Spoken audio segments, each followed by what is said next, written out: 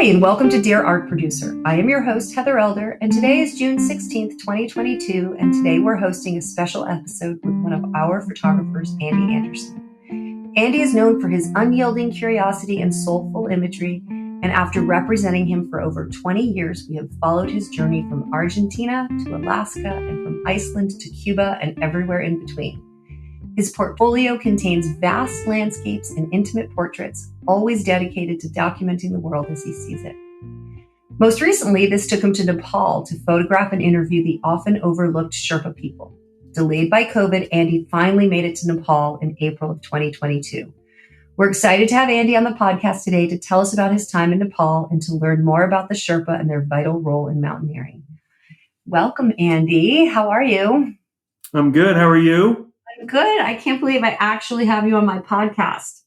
Yeah, this is pretty exciting. It is. We are so close to episode 100. I'm feeling like maybe I should save this and make you episode 100. I have the face for podcasts.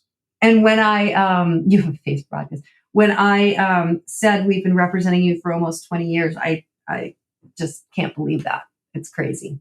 It's over 20 years. I know. It's crazy. I don't want to say out loud or put into the universe how many years, but it's been pretty amazing. It has. Yep. Those images that you took in Nepal are just amazing. And just seeing the response and hearing the response from people who are seeing them really made me want to obviously hear more about your trip, but to, do a podcast with you, because I think there's so many other people who have so many questions and would love to hear the stories. And I think a great place to start would be what inspired you to take this trip to Nepal? Well, but when I was a kid or a teenager, probably in the mid to late 70s, I read a book by Peter Matthiessen called The Snow Leopard. And, it talks about his journeys to Tibet with the Sherpa and, looking for the snow leopard. He was on kind of a research sort of expedition, for lack of a better word. But ever since then, I've just kind of always been kind of mesmerized or enthralled with the whole Sherpa people. I turned down a trip one time because I couldn't do it when I was on contract at Men's Journal. It was a motorcycle trip to Lhasa, which is in Tibet. And I kicked myself in the butt to this day that I couldn't do it. And Rob Howard actually ended up having to do it.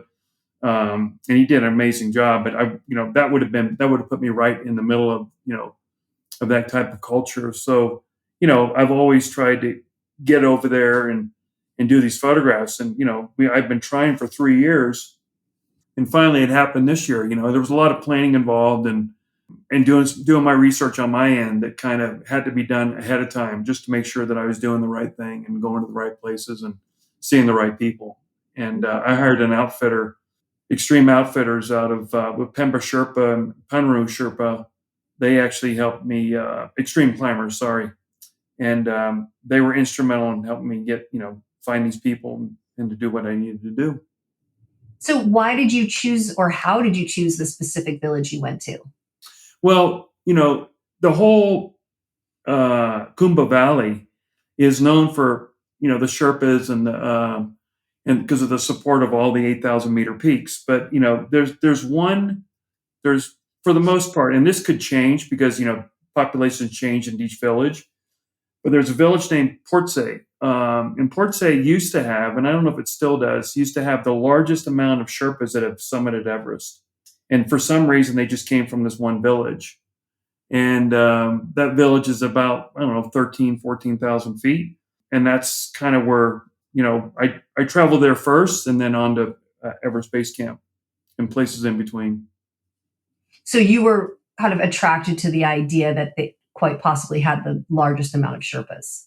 Right. And the extreme climbers, Pemba and Panru, that was his wife, Panru, his wife had a tea house there. They had a tea house there. So that was it made kind of sense. And, Panru was actually at Everest Base Camp. He wasn't in camp. And most of the Sherpas were not around the time that I was there, the working Sherpas, because they were all at Everest Base Camp or other 8,000 meter expeditions in the Himalayas. Can you describe the base camp or base camp for us? Yeah, the base camp is it's just a, if you can imagine this glacier that's kind of moving, and it's right at the base of the Kumba icefall, and which is probably one of the most dangerous places if you're on your ascent to Everest, to the summit of Everest, because it's constantly moving, all the crevasses and the seracs. They're very, very dangerous. And a lot of people die there. In fact, I want to say in 2016, I could get this wrong, Heather, but there was 16 Sherpas died in the Khumbu during an avalanche. So it's a very dangerous place. So if you can imagine, you're basically in the bottom of this valley, and at the bottom of this valley, you're surrounded by, Mount Nuptse and Lupse, and Everest is kind of in the center. And the only way to get to Everest is through the Khumbu icefall. It's just crazy how many people are there. There was probably 350 people there in Everest Base Camp when I was there. So People there trying to experience this. yeah, they're acclimating yourself. You can't just walk to Everest Base Camp. You can helicopter to, but it's very expensive. But the proper way to do that is to trek from the airport from Lukla, and then you trek all the way there. And the whole time you're walking, you are basically acclimating yourself to the altitude. So so this base camp is just surrounded with all these other expeditions that are going on, and it's kind of like a village, an amazing village of probably 300 to 400 people. And how did you train before you went? I mean, I live at about 5,000 feet, so and I do a considerable amount of hiking in the wintertime with my bird hunting and stuff that I do. I probably walk over 700 miles during the season. And usually hiking at, sometimes 6,000, 7,000 feet, and they're never flat ground. So it's, that's always been very helpful, and I just, I went out probably 3 or 4 times a week and ran with my dogs and, high, very, very steep hills and mountains just to get acclimated to it. But, when you're there, it's like, when you're at 17,000 feet, it's like sucking through 2 COVID masks with a straw. So it's not the best feeling in the world, but it's you suffer through it. So Talk to me a little bit about the Sherpas and their role and how important they are to mountaineering. well, it wasn't until really until the Mallory expedition, and that there was really this how important they were to expedition and mountaineering. They came from China or Tibet in the about 600 years ago, and they moved into the Himalayas and into Nepal, and they live at a very high altitude. And there's such the physiology of the Sherpas. I mean, I've done a little research, and quite a lot of research, is their veins are much larger than ours. So that means they're able to take a lot more oxygen and blood in their body, which helps with circulation and obviously transfer of oxygen in your body. They can withstand and carry these loads kind of like Superman. I mean, it's physically impossible to summit Everest or any 8,000-meter peaks without the help of a Sherpa. You just can't do it. It's physically impossible to do it because the Sherpas. I'm just going to give you an example at Everest Base Camp. Yeah. What happens there is they have to, in the early season, like in March, and I'm going to go back next year before they take off to go to Everest Base Camp when they're preparing to go, is that, they go there and they carry all the gear, they portage it all the way into Everest Base Camp, and then they have to fix all the ropes. They have to take all the ropes from the very bottom of the Khumbu, and in the Khumbu, they have to lay these ladders across. So basically, the climbers, all they do is follow, and I'm simplifying this but just for the listener, is they literally are walking up a path that's been kind of prepared for the Sherpas. And the Sherpas might have to do, for one expedition, they might have to travel up and down 30 times. Oh, wow. Fixing ropes and doing things like that. So they're just, physical, specimens of just incredible stamina. Are there any stories from a particular Sherpa or two that stood out to you? Well, there was one. I interviewed this one Sherpa. We walked to another village, and he had told me that he, this was before, during the time, or after Mallory had gone, not Mallory, but Hillary had gone to Everest. But, they were using, and I saw wooden spike. They had wooden spikes that they used to use for certain types of mountaineering tools, not as pitons, Oh, you but, showed me a photograph of one of those. We'll have to put that up so people yeah, can. but they were made out of wood. I mean, I was just, when he told me that, I was like, that was just fascinating to me that they did that. And I just looked at some of the old equipment that they used, and I was just kind of flabbergasted when I saw it. One thing that I did find out, a lot of these Sherpas weren't able to summit because they weren't part of the elite part of that team. And I'm really kind of simplifying that, but they wouldn't be allowed to summit, even if they were up there or near it. They weren't allowed to summit just because of the hierarchy of the team, which I thought was very interesting. That is interesting. Do Yeah. you yourself have any aspirations to summit? Oh God, no. I mean, if I was 10 years younger, I probably would try. I mean, I think I could do it, but you'd have to train for that. And that's the thing. And I don't want to take away from people that are going to Everest Base Camp or summiting Everest, because it's an incredible physical feat. But I feel like, and I've talked to other mountaineers about this, and I'm not a mountaineer, don't even pretend to be one.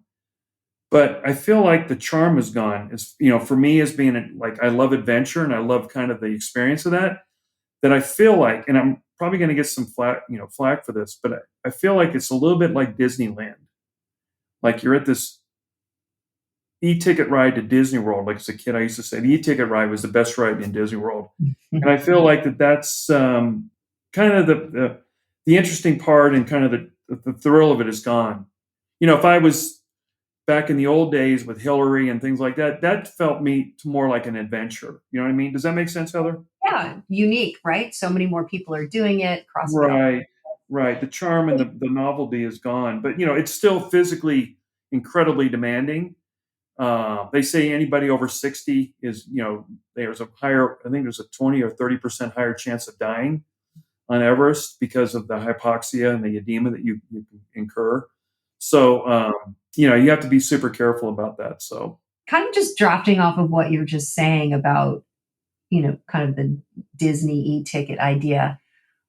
Like, how are the Sherpas evolving, and how do they feel about all of this? And I'm guessing their children, in order, would kind of take over what their families were doing. Is that happening, or is it? That's a great question. I mean, that is the tradition continuing.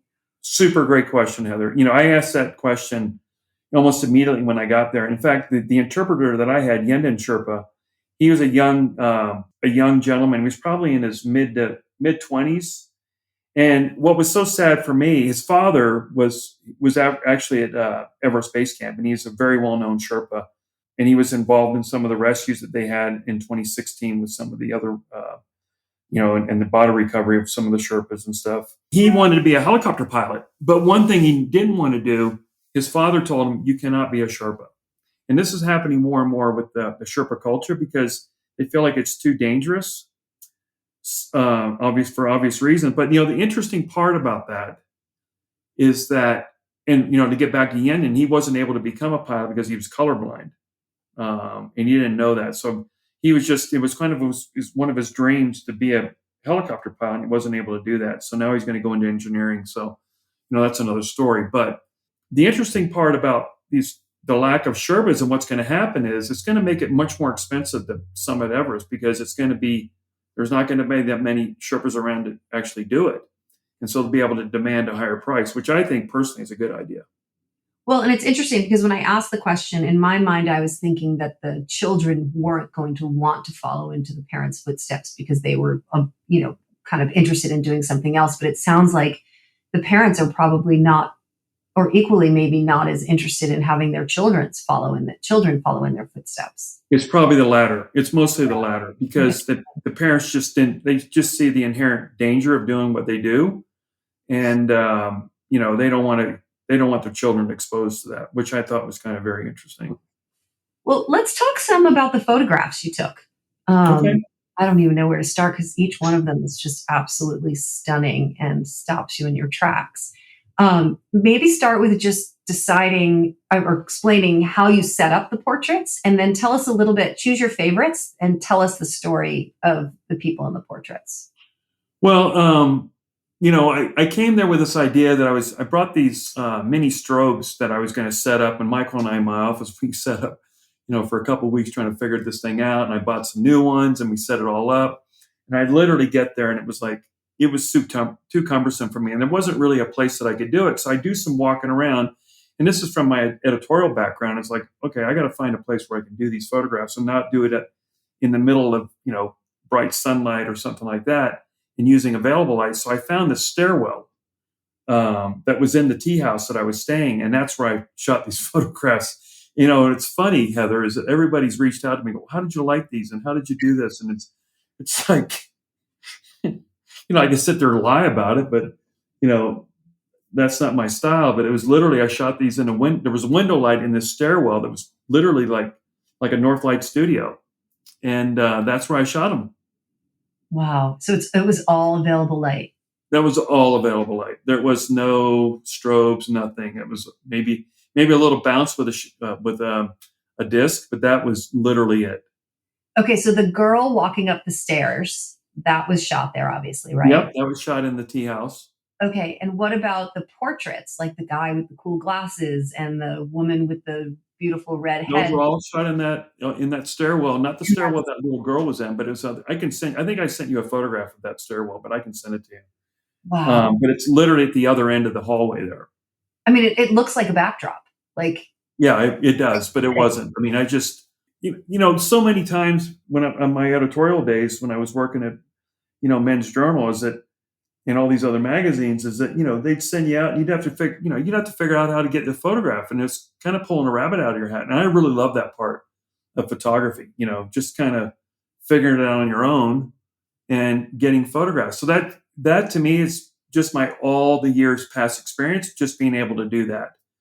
I think some photographers would have gotten lost in the confusion of like, what am I going to do here? How am I going to figure this out? And I'm not trying to brag here, but I excel at that. I mean, that's what I do. You're great at that. All right. How did you get them to trust you? I mean, or maybe it was easy, maybe you didn't have to, but obviously there's a language barrier. Did you have a translator? How did you make them feel comfortable? All of that. Well, I had one porter, and then I had, because I had my personal gear and then I had my camera gear. So we trekked with that. I carried my camera gear, which is quite heavy, but the porter carried all my personal gear, which was heavy as well. And then the interpreter hiked with us as well. So we hiked to these villages. And, one thing you don't want to do is you don't want to pick out, start pulling out a camera immediately and start taking pictures. I'm more interested, sometimes in their story. So I would sit down for an hour or so, or even longer, just trying to figure out who these people were and what made them, what made them who they are. And to me, who are they? Who's the little girl? That little girl was a daughter. So that was a daughter of one of the Sherpas that was at Everest Base Camp. And she was just adorable. I mean, she was the most cutest thing in the world. And, there's a picture of her. I know you're probably going to get to it, but she made her a kite out of that picture, the homemade kite, of a plastic bag and a twigs from a tree. So, so it was funny because at the end of my trip, when I got back, I sent a bunch of big kites through Amazon to them in Nepal, and I had to send them to Kathmandu. So I got an email the other day from Yondan. He goes, "You're not going to believe the village has got all these large kites flying all around now." Oh, Andy, that's so great. I thought it was, that's awesome. Well, I'm looking at the close-up photograph of the girl holding the kite. You can see, and just this big smile on her face. Yeah, she's adorable. How old is she? Do you know? She was 11, and she was actually the cousin of Yondan, which was my interpreter. Oh, interesting. Yeah. Okay, how about the guy with the cool glasses? I feel like those were glasses that I remember back in the 80s, were probably... Those are glacier glasses. Yeah, he works at I'm sorry. He works, he's a very well-known climber or a Sherpa. He's been on many, many expeditions. He was with Conrad Anker, and I think, and I might get this wrong, but I think with Eric Simonson when they found Mallory's body. But he's a very well-known, Sherpa. It has several summits. I don't have the notes in front of me, but I think it's over 15. But he works at the Kumbu Ice Climbing Center, which was literally right next to the tea house that we were staying. And And how about the woman? well, there's a couple women. I think the one that looks very proud, the very proud one. They all look very proud, but Well, she's got the red scarf on her head and the purple jacket, zip-up that jacket. was Yonden's mother.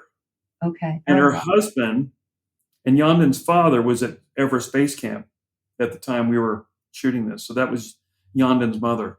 What's the woman's role in the village and Sherpa? It's probably just as important, equally as important of what the Sherpas are doing. I mean, they have to literally hold down the fort, for lack of a better word, while their husbands are away doing these expeditions. They could be gone for several months, and they get very little communication because access to cell phones is very limited.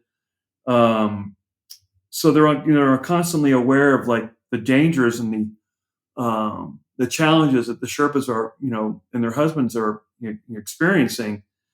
So, I thought it was, I was kind of saddened by it because I felt like that they just didn't have a lot of communication with their husbands and are constantly on edge. But, they're equally as powerful and as meaningful as the Sherpas. Kind of like Shelley when you hit the road, right? Yes, exactly.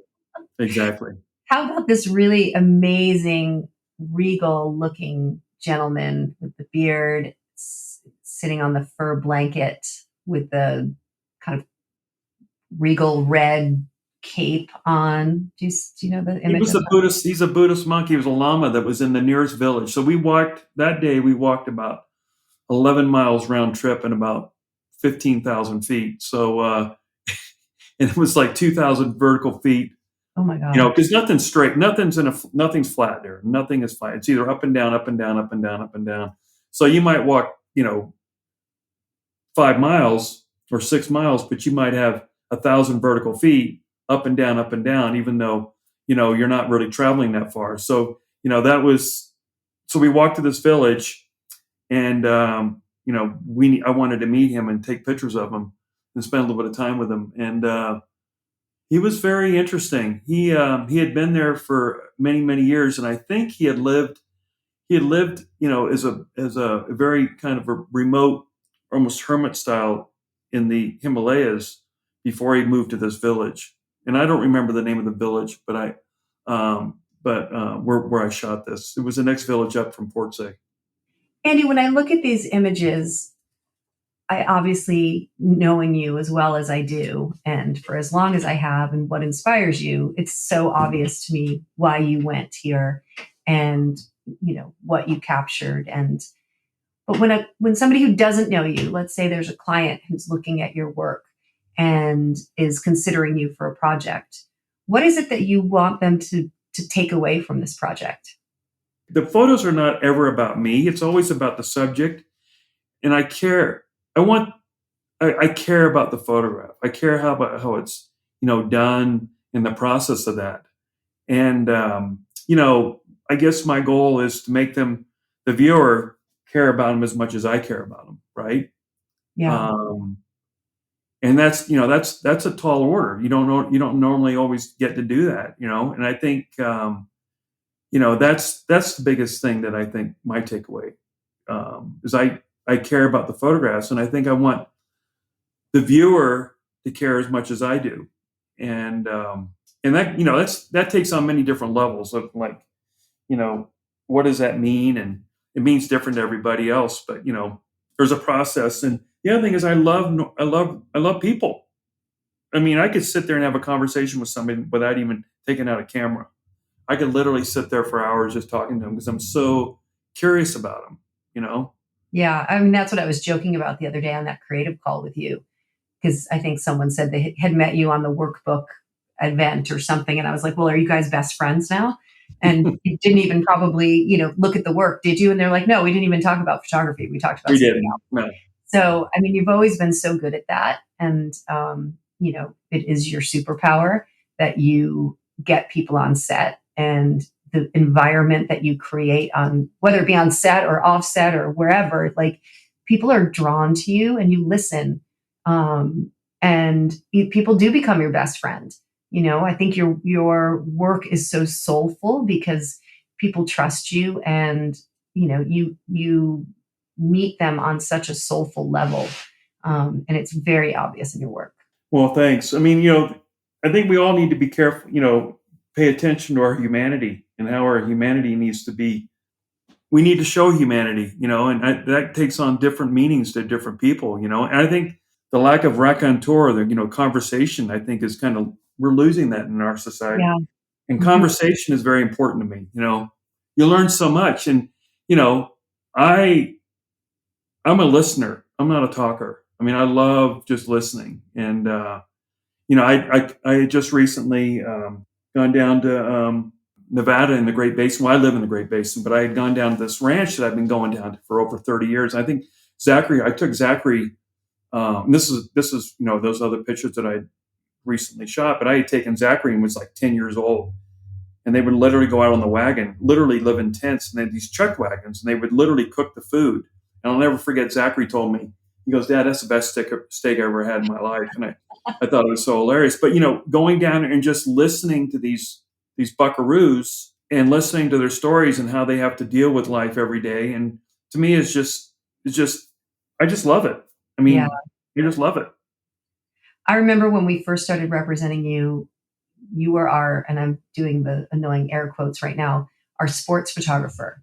And you picked up the phone one day and you were like, I don't want to just do sports anymore. I want to travel and do, portraits and landscapes and, all the other things that I had seen some of the work that you did. And I was like, oh my God, that sounds amazing. But Andy, what you really have to do, you need to make sure you follow through, and you can't just do portraits and, be a portrait photographer. And oh my God, did you do that? Like, unlike any other photographer I had represented at the time, you were committed to growing your portfolio, and you were very committed to scheduling time for yourself to go and shoot and do your personal projects. You built it into the calendar, whether you got a job or not. You didn't even move it.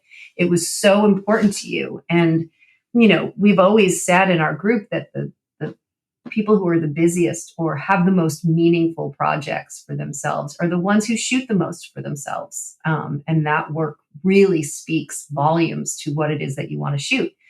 So when I look at this work and the work that you just shot in Nevada, and all the other trips that you've taken and projects that you've done on your own, I wonder, for the people who are listening, what advice do you have for them? Let's start with photographers, that might be listening. What advice do you have for them in terms of getting to shoot your dream projects? Well, I think, that's a good question. And thank you for those nice words, Heather. But, I think you have to, I think you and I have had this conversation many times, is that, photographers need to, musicians don't just play when they have a gig. They're always constantly doing it. They're constantly playing. And,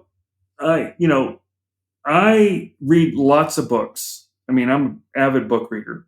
I mean, Michael knows how. I think Michael reads probably more than I do. But I read quite a bit of books, and I'm always constantly interested in new things. I watch a ton of documentaries. I mean, I watch a documentary just about every night, and and I think you need to grow a little bit as a photographer. And life experiences, and God knows, Heather, you and I, especially me, have had a lot of life experience, especially over the last couple of years.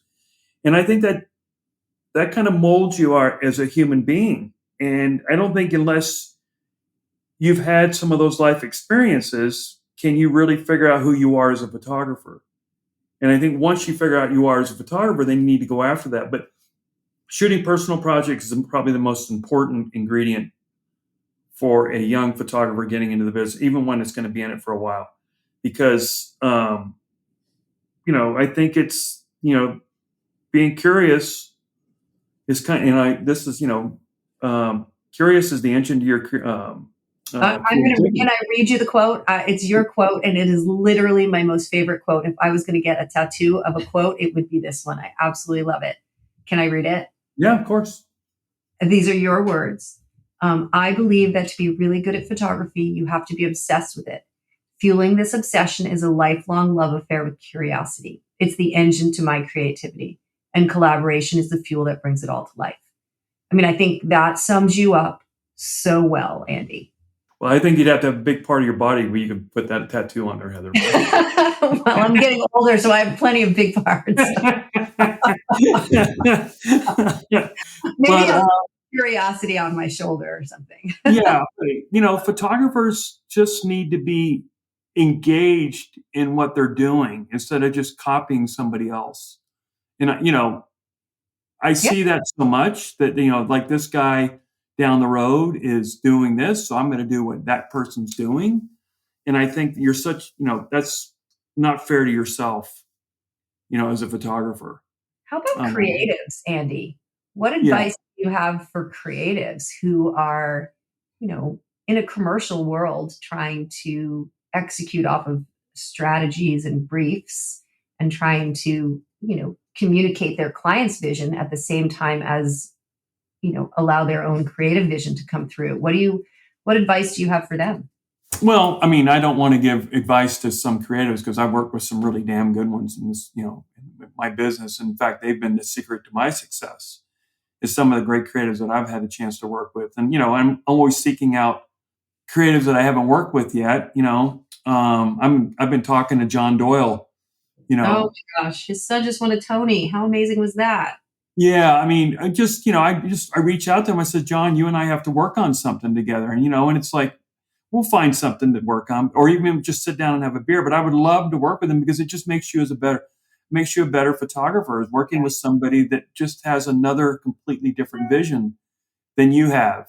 And it helps you grow. But I think, to give advice, I think would be a little disingenuous on my part. But I think maybe creatives should reach out to photographers if they have a project that they're concepting, is reach out to them and say, hey, what do you think of this idea? How do we make it better? And maybe start in the very beginning as a collaborative process. You know what I mean? And that's happened to me sometimes, but as we all know, the advertising business has changed so much over the years. It has. Yeah, it definitely has. Well, Andy, before we leave, I do want to ask you, just kind of in summary, what did you take away from this project that maybe that you didn't expect, or when you think back on it, what comes to mind for you? I think for my takeaway is just I didn't realize how really beautiful, and I mean beautiful in a lot of ways, the Sherpa people were.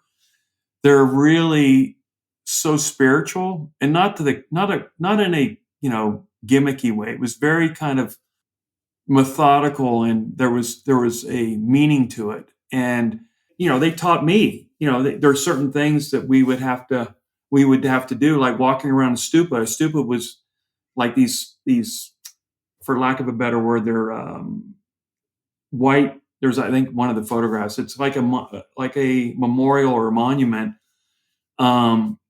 for their religion, and you had to walk around it clockwise. If you walk, so many times I'd walk when we were walking on the trail because they're everywhere, and I would walk around it counterclockwise, and I was always constantly like being, corrected about doing that. But they're just lovely, lovely people. I've made such great friends with them.